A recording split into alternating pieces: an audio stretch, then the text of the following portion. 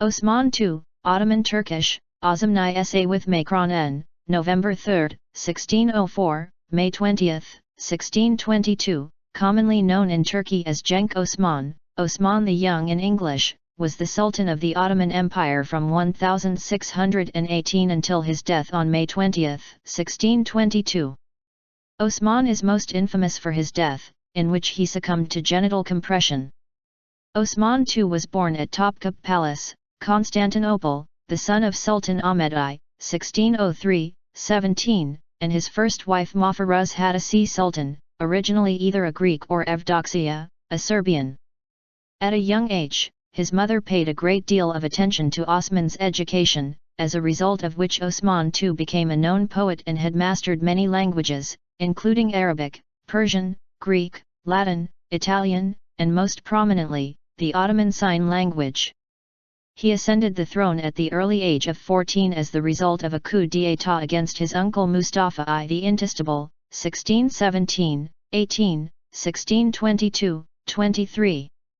Despite his youth, Osman II soon sought to assert himself as a ruler, and after securing the empire's eastern border by signing a peace treaty, Treaty of Sarov, with Safavid Persia, he personally led the Ottoman invasion of Poland during the Moldavian Magnate Wars.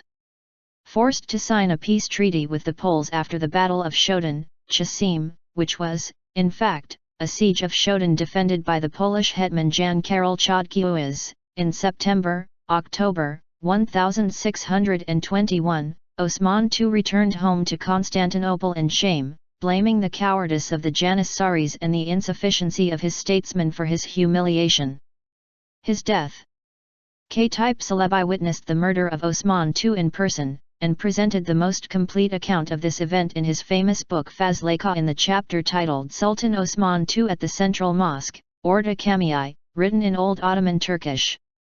Probably the first sultan to identify and attempt to tackle the Janissaries as a praetorian institution doing more harm than good to the modern empire, Osman II closed their coffee shops, the gathering points for conspiracies against the throne, and started planning to create a new, loyal, and ethnic Turkic army consisting of Anatolian, Mesopotamian, and Egyptian Turks and Turkmens.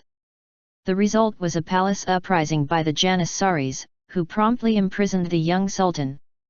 When an executioner was sent to strangle him at Yedikule fortress in Constantinople, Istanbul, Osman II refused to give in and began fighting the man and was only subdued when he was hit on his back with the rear end of an axe by one of his imprisoners.